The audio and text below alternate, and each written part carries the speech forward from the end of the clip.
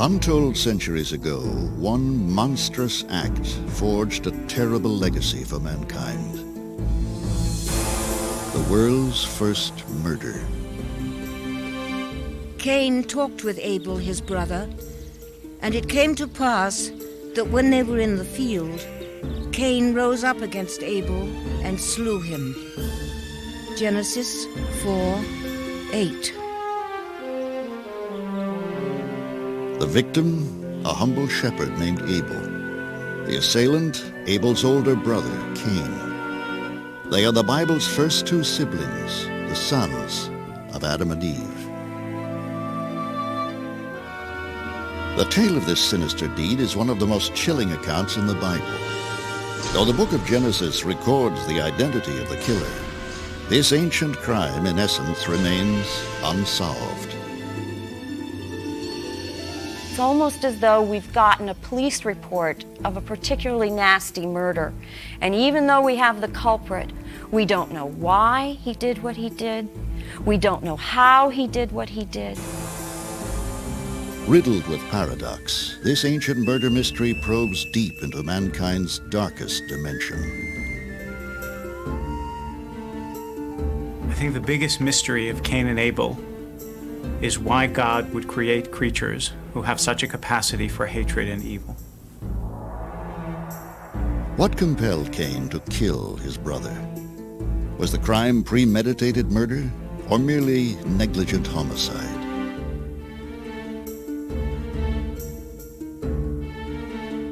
What was the enigmatic mark God branded on Cain as a consequence of his crime? And what is the haunting meaning which this, the first recorded murder in history, holds for our own time? These are but a few of the mysteries of the Bible.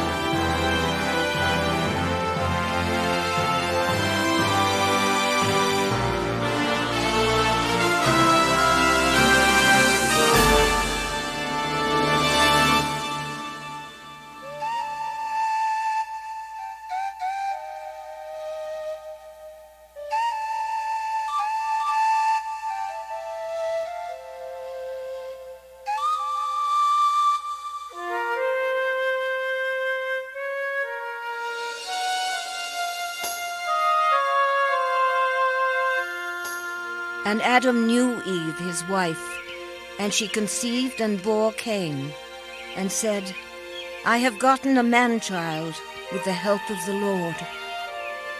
Genesis 4:1.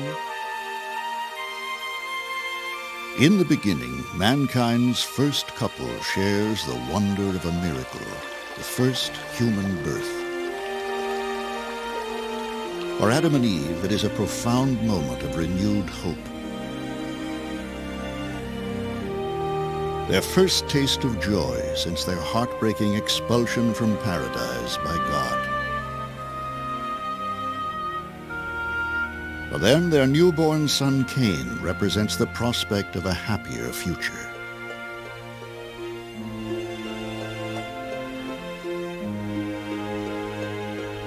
So too does their second child, Abel. It is a hopeful new dawn for mankind. So begins the Bible's account of the first sibling relationship. But the two brothers are destined to meet a tragic end. The story of Cain and Abel is shocking and timeless.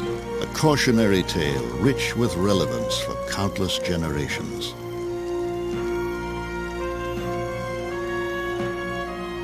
But the account in Genesis, only 17 verses long, resembles a murder mystery with key pieces of the puzzle missing.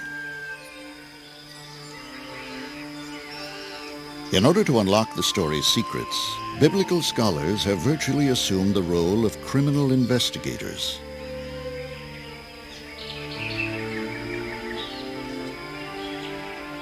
Two pieces missing from this ancient puzzle are complete character profiles of Cain and Abel themselves.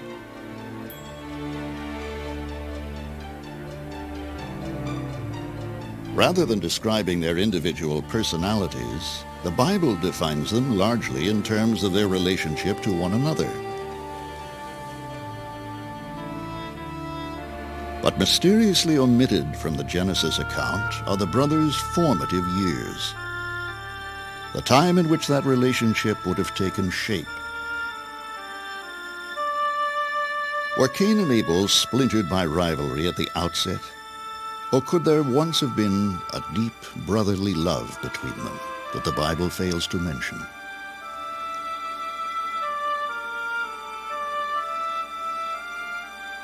In search of the answer, historians have discovered one crucial clue.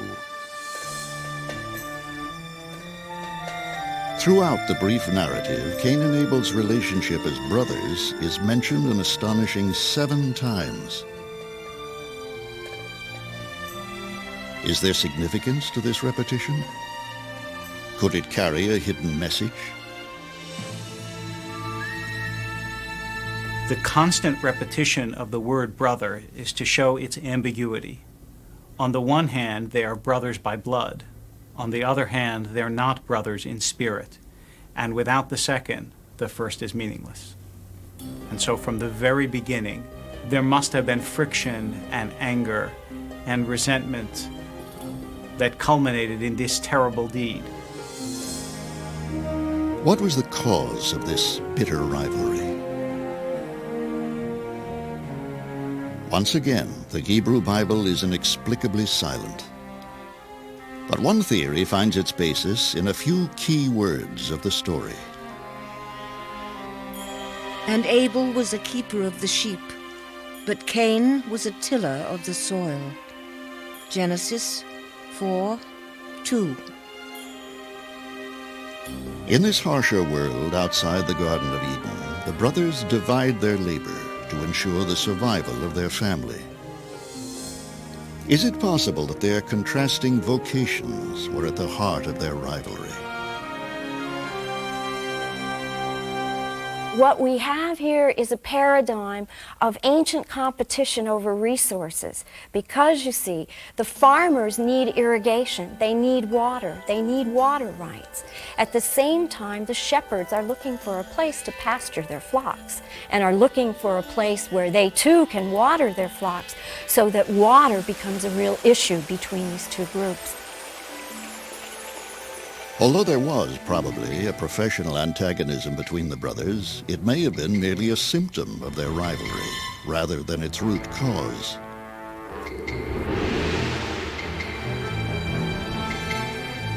In search of the core of their conflict, scholars are drawn inexorably to the flawed character of Cain.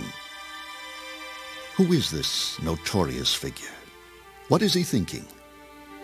What is he doing during the mysterious gap in the narrative preceding the murder?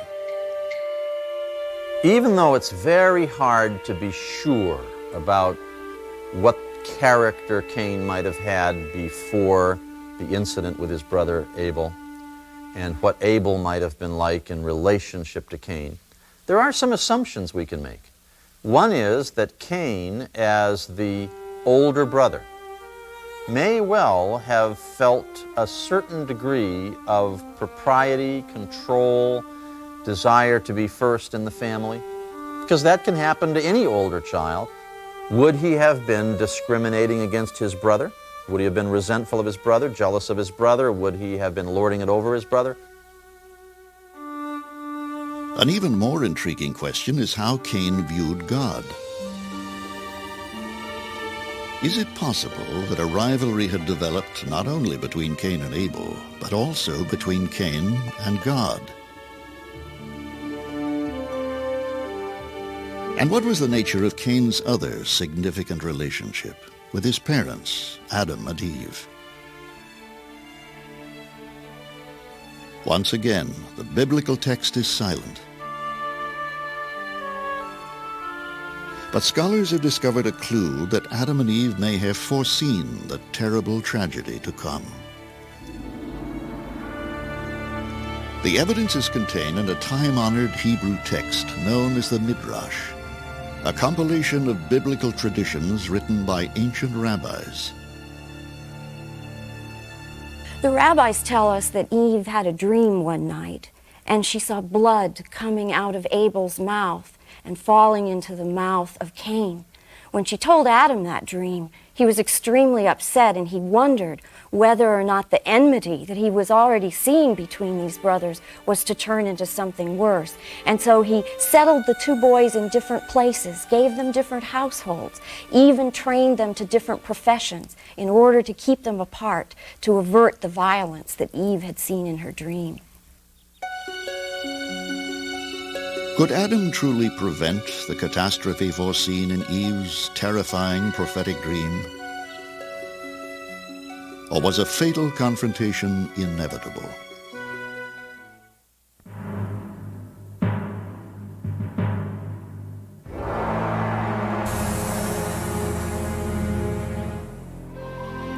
Ironically, the chain of events leading Cain to commit the world's first murder begins with the first act of divine worship, an act of sacrifice. So it came about in the course of time that Cain brought an offering to the Lord of the fruit of the ground, and Abel on his part brought his flock and of the fat thereof. Genesis 4:3.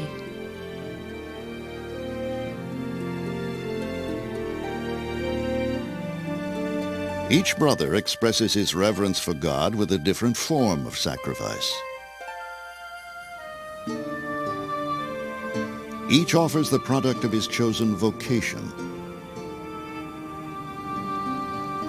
But what has prompted them to perform this ritual is unclear.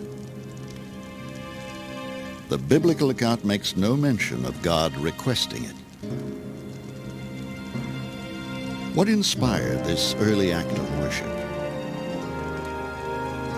And why does it take the form of sacrifice?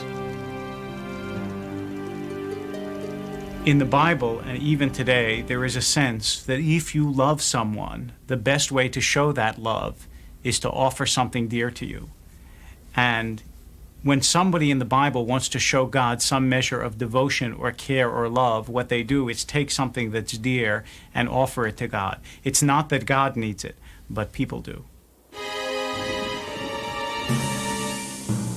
In response to Cain and Abel's worship, God pronounces a judgment which ignites Cain's fury.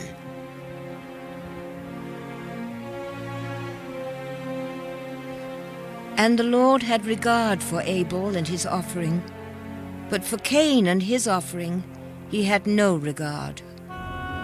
Genesis 4:5.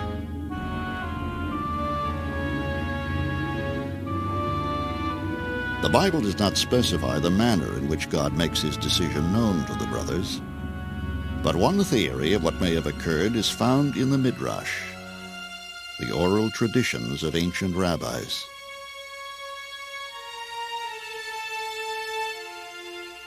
The rabbis tell us that when Abel's sacrifice is made, God accepts it in a shooting flame that goes up to heaven, and hence we know that God took Abel's sacrifice. Cain's, however, just lays there inert. It's a dud of a sacrifice, and Cain immediately flies into a rage. He's filled with bitterness and envy and hatred. And perhaps the biggest problem is that he doesn't voice his hatred to the right person. It's not his brother who has rejected him, it's God. One of the great mysteries of the Cain and Abel story is the question of why God does not accept Cain's offering, but does accept Abel's offering. According to the rules of sacrifice in the Bible, a grain offering is every bit as worthy as a meat offering. Therefore, it's puzzling. It's very puzzling. What's wrong with Cain's offering? For centuries, this one question has obsessed biblical scholars. To answer it is imperative, because it is God's unexplained preference for Abel, which becomes Cain's motive for murder. But what was God's motive in rejecting Cain's sacrifice? One theory focuses on a critical literary omission. The text specifies that Abel offered to God the choicest of his sheep, but makes no mention of the quality of Cain's fruit of the soil.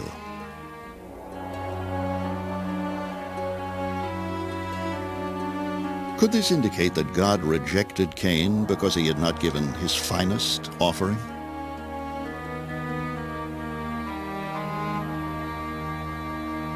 In the biblical text, it says that Abel offered of his best. Cain wanted to sacrifice, but without any of the pain that sacrifice must demand from somebody who's sincere. So he just offered whatever was lying around. But Abel actually showed God his devotion by offering what really mattered of his best. Either Cain didn't love God as much, or Cain loved Cain too much. God criticizes Cain when he refuses to accept his offering. And it doesn't just say God did not find favor with Cain's offering. It says God did not find favor with Cain and with his offering. So the offering is rejected not because it's a bad kind of offering, but because it's offered by a bad kind of person. Whatever God's motive for spurning Cain, his judgment sets into motion a chilling chain of events. Foreseeing the tragedy to come, he breaks his silence. Speaking directly with the infuriated Cain, he issues a dire warning. The Lord said unto Cain, Why are you angry? And why has your countenance fallen? Sin is crouching at the door, and its desire is for you, but you must master it. Genesis 4:6. It is in this passage from Genesis where the word sin makes its first appearance in the Bible. The word appears more than 4,000 times in the Hebrew Bible and New Testament. But only here is sin characterized as a living, monstrous entity. The appearance of this strange creature, sin, that is sort of crouching at Cain's door is one of the weirdest passages in the Bible. We have nothing else like this where sin is personified in quite this way. God describes sin almost like a dangerous animal. And that ability to be trapped by sin, to be trapped by the darker side of human nature, and to be motivated by it and led by it and to be ruled by it is what we see developing in this story, even to the fatal extent that a brother can kill a brother. Unable to control his spiraling rage, Cain looked upon Abel with a murderous eye. Does Abel suspect his evil scheme? Will God intervene?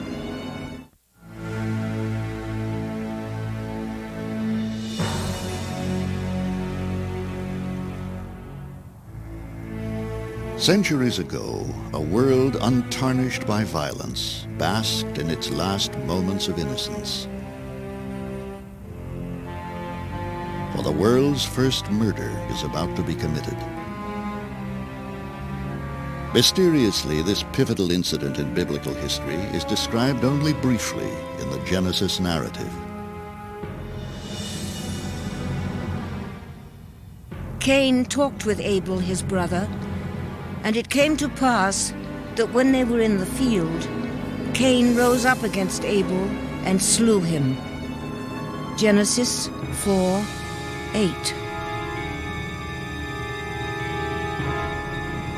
The brevity of the murder's description provokes questions unanswered to this day. How did Cain kill Abel?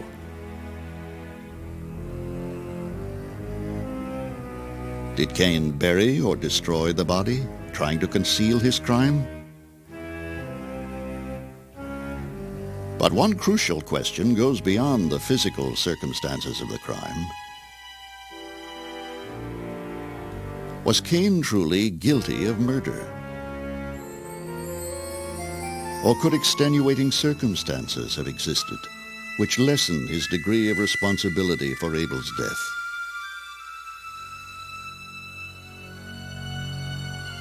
Some scholars point out that before the murder, the death of a human being was an unknown experience. Did Cain realize he was capable of extinguishing his brother's life? He certainly knows what it is to kill an animal, because you have to kill the animals to bring the sacrifices that his brother Abel brought. So it's implicit in the story that they really knew what it was to kill. And I would presume that Adam and Eve had taught Cain and Abel both. You can kill these animals for these purposes, but whatever you do, don't kill one of us human beings. That's wrong. Most scholars, however, believe that Cain was not aware that his attack could result in Abel's death.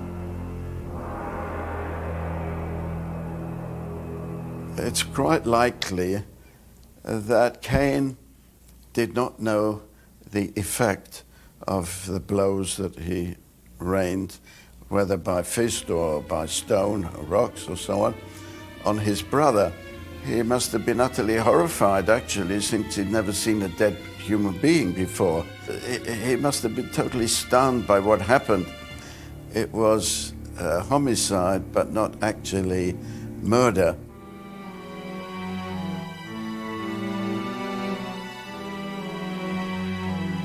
Whether or not the fatal outcome of Cain's attack on Abel is premeditated, he cannot conceal it from God.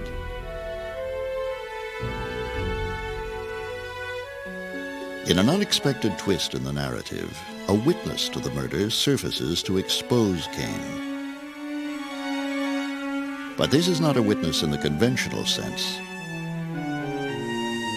The damning testimony came from a ghostly extension of Abel himself. It's very interesting in the story how God finds out about the murder. God finds out about the murder because Abel's blood cries out to him from the ground. Here is a very interesting picture of blood as the life force, that even after you are killed, it somehow still has that quality of life in it. And this quality of life can cry out to the accused, can cry out to the God who judges the criminal, and to point out who the criminal is, in a sense. God's quest for justice forces him into an icy confrontation with Cain. And the Lord said unto Cain, Where is Abel thy brother? And he said, I know not. Am I my brother's keeper? Genesis 4:9. In this historic exchange, Cain does much more than compound his crime with a lie. In his sarcasm, he unwittingly poses a question destined to challenge the conscience of countless generations. Am I my brother's keeper is the first question that human beings ask in the Bible. And it is, in some sense, the question that every human being has to address in his or her life. Brother here not in the most literal sense, but am I the keeper of my fellow human beings? And God doesn't answer it because the entirety of the Bible is an answer to that question. And what it says is, if you are not your brother's keeper, then there was no reason for human beings to have been created. But if you are, then you prove yourself the crown of my creation. Cain, demonstrating himself the direct opposite of God's ideal, awaits punishment. Will God exact a life for a life? Or will Cain face a fate crueler than death?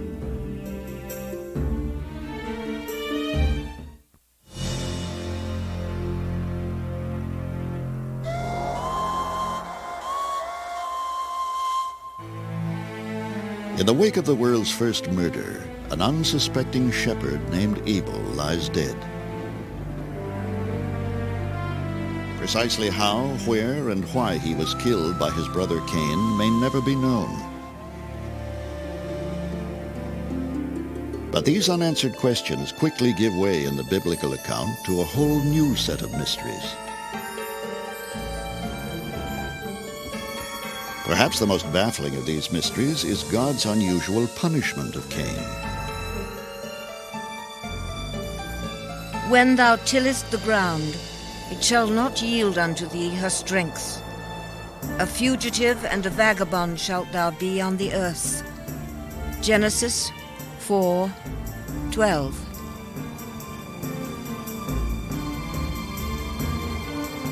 Rather than imposing a death sentence in the biblical tradition of an eye for an eye, God banished Cain to the wilderness. Is this an act of mercy? Or does God have a deeper purpose in allowing Cain to live? In the Bible, Cain is the first human being who lives with the knowledge that he took the life of another human being. And one senses that that knowledge tortured him, and perhaps God left Cain alive because he stood as a warning to all subsequent generations that it's not only that God punishes you when you do wrong, but that somewhere deep inside a human being punishes him or herself, and that in some way conscience is the most powerful and painful punisher.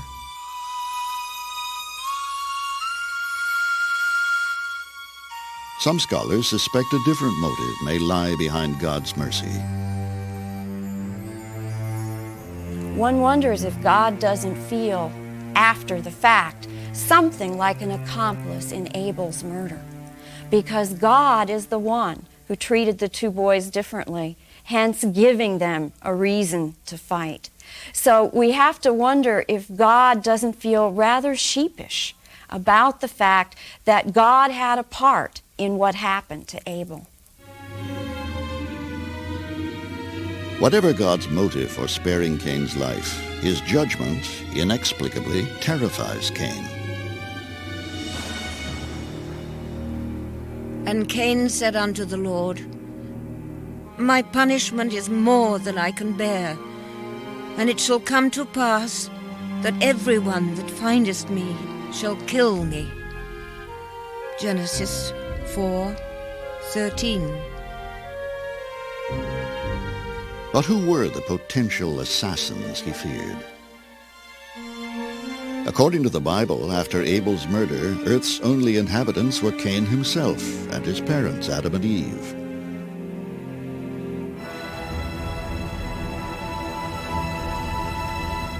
The question of the identity of these mysterious assassins may never be resolved, but God's response to Cain's fear is unequivocal. So the Lord said unto him, Therefore, whoever kills Cain, vengeance will be taken on him sevenfold. And the Lord set a mark upon Cain, lest anyone finding him should kill him. Genesis 4:15. Cain stands alone in biblical history as the only person ever to receive such a mark. For centuries, its meaning has been misconstrued by many as a sign of shame. In reality, it was a divine form of protection. But the Bible does not specify what form the mark took. What was it? The most prevalent theory is that it was a brand on the forehead. We know from Mesopotamian law codes that it was common to put a marking on a convicted criminal who was about to be sent into slavery. This slave's mark was known as an abutum, and it was tattooed or gashed into the cheek or the forehead. So it may be that this is the kind of mark that Cain is receiving. This image of Cain branded on the face has become an archetype. But scholars throughout history have proposed a variety of intriguing alternatives. Some medieval interpreters theorize that the mark consisted of horns growing from Cain's head. Others considered it to be an outbreak of leprosy. And still others speculated that it was not a mark at all, but a dog assigned to accompany Cain and protect him from all threats. Whatever the form of Cain's protective mark, God banishes him to the land of Nod.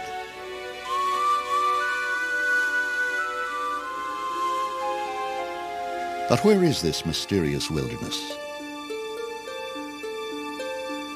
The only hint provided by the Bible is that it lies somewhere to the east of Eden. To this day, no archaeological evidence has been found which pinpoints Nod's location. Some scholars believe Nod is not an actual place which can be found on a map. In Hebrew, the word Nod means wandering. Therefore, no matter where Cain roamed, he was in the land of Nod. It is at this point in the Genesis account that a new character abruptly appears: Cain's wife. Inexplicably, the Bible mentions neither her name nor how Cain encountered her in the wilderness.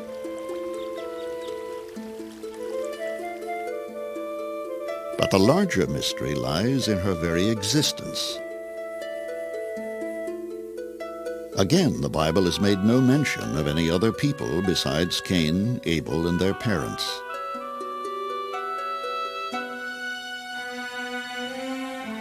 The most likely assumption is that she's actually what we would call a sister. In other words, Adam and Eve had a lot of children. We should not be fooled by the focus on Cain and Abel to think that there were not many others, because in fact Genesis 2 tells us there were many others. So, the most likely candidate to be Cain's wife is one of his sisters. Notice that Adam and Eve having other children and daughters solves the problem of where Cain's wife comes from, but creates a new problem, because then you have Cain marrying his sister, and that's incest. So once the problem arises in the literary history of the story, solving it has a domino effect of creating new problems. Whoever this unnamed woman was, she was Cain's salvation from a life of loneliness.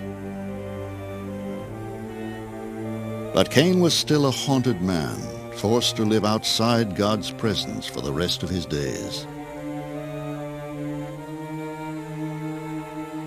What finally became of this social outcast? Like many aspects of this intriguing tale, Cain's final fate is also cloaked in mystery.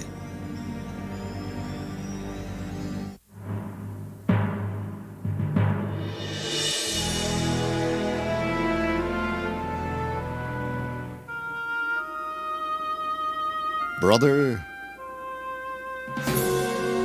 murderer, fugitive, nomad. The final chapter of Cain's tragic descent takes the story to the mysterious land of Nod. And Cain built a city, and called the name of the city Enoch, after the name of his son. Genesis 4:17. Although Cain had been condemned by God to wander the rest of his days, he constructs a permanent settlement.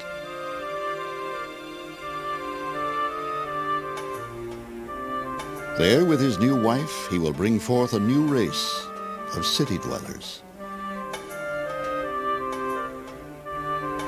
How could a man cursed to be a nomad become the patriarch of a new community? Is it possible Cain successfully defied God's curse? Or is this a clue that God eased his punishment of Cain? Some scholars believe God allowed Cain to settle and build as an act of consolation. The most painful aspect of Cain's punishment was his severed relationship with God. To fill that spiritual void, God may have granted Cain, who destroyed life, an opportunity to create it. We know that he, in fact, turns out to be a very able person mechanically. He's a builder. He's a creator. And so one can assume that Cain probably had a certain amount of satisfaction in that work. He probably had some of the joy that anybody would have in being a builder and a creator. But how sad that that should have to substitute for a real, true, godly relationship with his own Creator.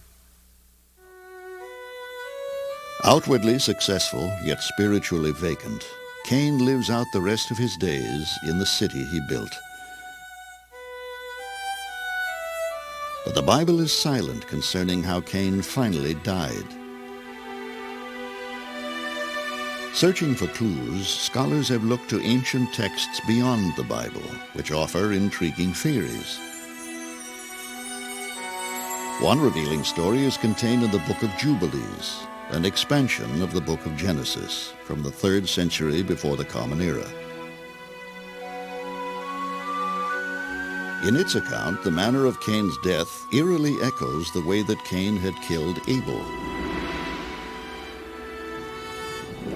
We are told that Cain killed Abel with a stone. The outcome of this, the implication of this, is that Cain later on dies when his house collapses. His house was made of stone. No person kills him, because God had given him a mark so that no one would kill him, but his own house kills him. The rocks kill him. The implement with which he killed Abel kills him in return. So there is a tit for tat, a life for a life. Another, later theory suggests that Cain's enigmatic mark not only fails to prevent his death, but actually causes it. According to this theory, Cain's mark consists of horns growing from his head. And it is this bestial appearance which causes a tragic accident involving one of Cain's descendants.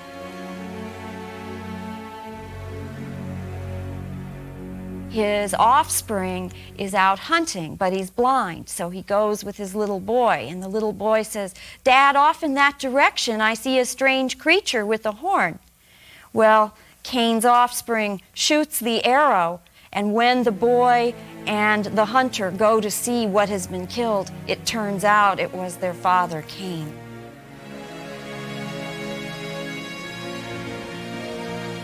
Whatever the manner of Cain's death, the legacy of his tormented life endures.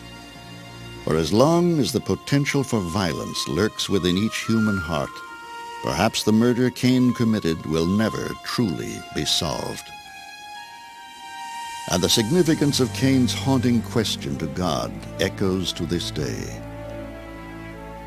Am I my brother's keeper? It is a question which speaks to the very purpose of our existence, and which transcends our responsibility to our blood relatives. What the Bible is trying to tell us is, again, something of eternal relevance, that all human beings are indeed their brother's keepers, because since all human beings go back to common ancestry, Therefore, no matter how far removed they may be from the original Adam and Eve, they nevertheless are all brothers. This concept of universal brotherhood is a cornerstone of both the Hebrew Bible and the New Testament. That as members of a global family, it is our sacred duty to care for one another.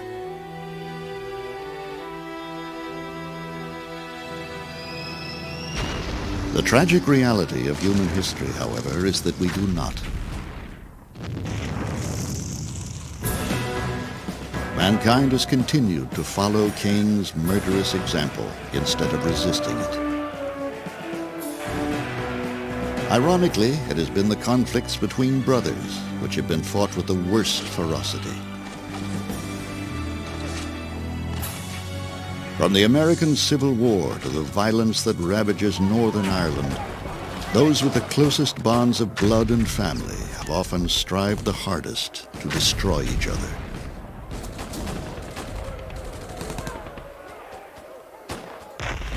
The painful question remains. Is the human family a breeding ground for violence or a place of nurturing and peace? I've always believed that in some ways, families are God's way of teaching us how to live with people that we would otherwise not know and perhaps not like. Because you don't choose your brothers and your sisters and your parents. And I believe that that's God's way of saying you're not allowed to go through this world only picking people who are congenial to you and whom you know and whom you like. You have to learn how to live with a variety of creations. And therefore, you have brothers, you have sisters, you have parents, you have children. The tragic fate of the Bible's first family serves as a chilling warning to all families today. For what might have been a story of brotherly love between Cain and Abel is instead a tale of murder. How this affected their parents, Adam and Eve, the Bible does not say. In the final mystery of this tragic story, the Bible omits any mention of the sorrow and grief they must have felt. Poor Adam and Eve. They saw in their children the outworking of their own sin.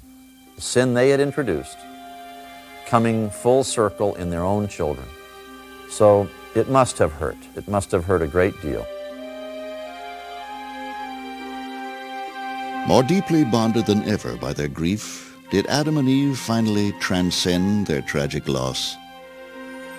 For despite the fate of their first two sons, they were willing to try again. And Adam knew his wife again, and she bore a son, and called his name Seth. Genesis 4:25. The birth of Seth bears witness to the resilience of the human spirit. When Adam and Eve go ahead and conceive another child, it rather reminds me of population studies that show how the birth rate booms after a war. It's a way of saying, despite the fact that there has been this terrible destruction, we still essentially believe in the goodness of life and the worthiness of God's world. In that sense, it's one of the first statements of faith in the Bible and one of the deepest.